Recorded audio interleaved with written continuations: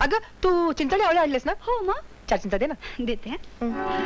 सुधा तुला चिंचा खावीशी वाटतं? नाही ग, मला नाही की ठरले जाऊ बाईंना. काय सांगतेस काय तू? थांब आत्ता आणून देते. मावशी लवकर इकडे. काय सांगतेस? चल चल.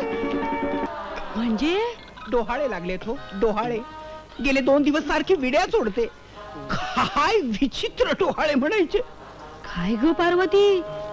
काय करू बाई, सारखी इच्छा होती विडी ओढायची. मनाला आवर घातला ना तरी सुद्धा सुटत नाही. पूर्वी विडीचं नाव जरी घेतलं ना तरी ओकारी यायची. हो की नाही हो धनी? कसली अवलाद जन्माला येणाऱ्या याच्या पोटी काय कळत नाहीये. नशीब विडी प्यायचे डोहाळे लागले. दारू प्यायचे डोहाळे लागले असते तर बहुतेक जरा चमत्कारिकच आहे, पण फार काळ नाही टिकायचं हे. काय पार्वती, निरंजन बाबांचा आंबा पावला की नाही? तुला काय झालंय हसायला? आज ना उद्या तुझ्यावर सुद्धा ही पाळी येणारच आहे. धनंजय, हिला फार श्रम करू देऊ नकोस हो. काही लागलं सवरलं तर मला सांगायचं. आज मला खूप खूप आनंद झालाय. गेल्या 25 वर्षात या घरात डोहाळे जेवण काही झालं नव्हतं. पार्वती आहे का घरात? हं? तू कोण? मी तिची बालमैत्रीण. अच्छा अच्छा अच्छा. हे बघ ती खोली आहे ना, तिथे आहे ती. जा.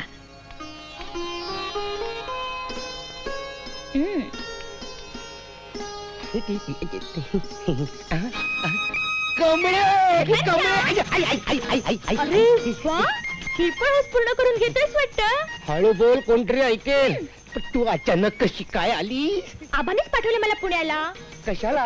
माझ्या लग्नासाठी आबानी 2-4 पोरं हेरल्याच पुण्यातली, म्हणून त्यांच्या दोस्ताकडे मला पाठवून दिले. म्हटलं पोरं बघायला आपलं काय जातंय, तेवढीच तुझी आणि माझी भेट तरी होईल. हे बाकी बेस्ट झालं. याच्यापेक्षा बेस्ट बातमी आणली मी. कुठली कुठली? तुझं लोकनाट्य गेलं. चुलीत नाही रे, दादू मादू तमाशा मंडळात. त्यांना ते बेफाट आवडलं. मी सगळं बोलले त्यांच्याशी, व्यवहार सुद्धा ठरवलाय. पुढच्याच महिन्यात स्टेजवर येते. आता बोल. कमळे कमळे, हा दिवस उगेल असं वाटलं नव्हतं बघ, तुझ्यामुळे उगवला. मला माझी वाट सापडली. आता बघ, ह्यो परशा तमाशात काय काय चमत्कार करून दाखवत होते. आता तरी खुश आहेस ना माझ्या राजा? खुश?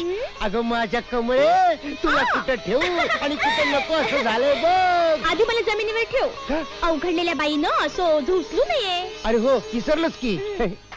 धनी लवकर या आणि येताना उकडलेल्या शेंगा घेऊन या. हो नक्की. धनंजय धनंजय. काय बे एवढं घाबरलेलं काय? होय रे बाबा, तो बळी रे चांडाळ मेला.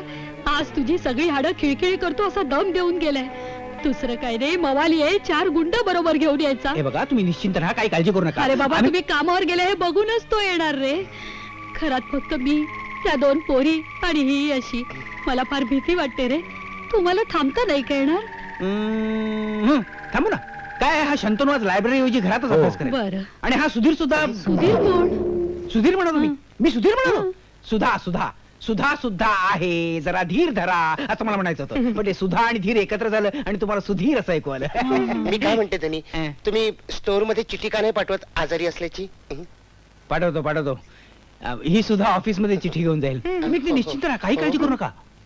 येस, मी धनंजय मानेचा मित्र, ही चिठ्ठी द्यायला आलोय. बसा ना. हो. आजारी आहेत म्हणजे नेमकं होतंय काय त्यांना? ते नक्की निदान झालं नाही अजून. पण काहीतरी असेलच की. खोकला, ताप. ताप ताप ताप तर आहेच. फार आहे का? नाही फार नाही, 4 डिग्री आहे. फार जास्त आहे हा ताप. पण खोकला पण आहे ना. खोकला पण आहे, थांबतच नाही.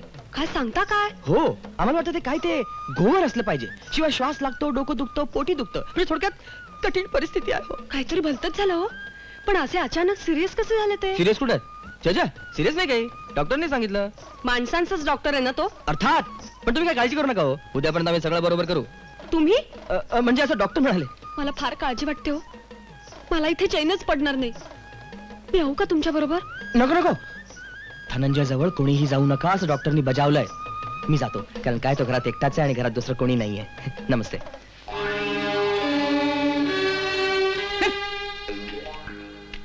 निष्कारण दिवस फुकट गेला.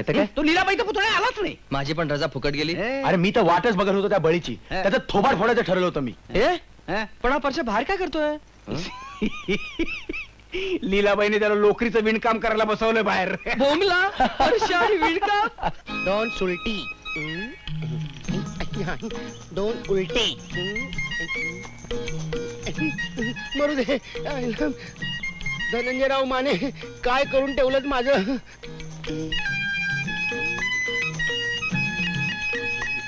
लीलाबाई काळभोरांचा बंगला हाच ना? हो हाच.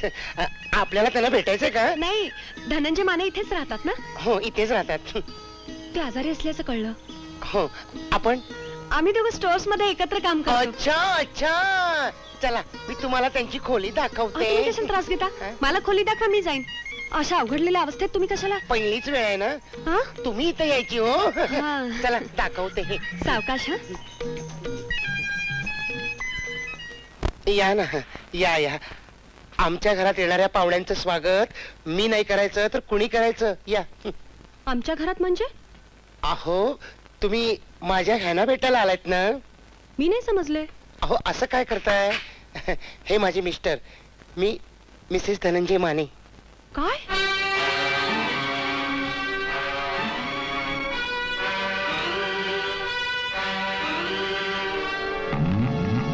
मॅडम मॅडम माझं ऐकून तर घ्या. मॅडम मॅडम तुमचा गैरसमज होतोय.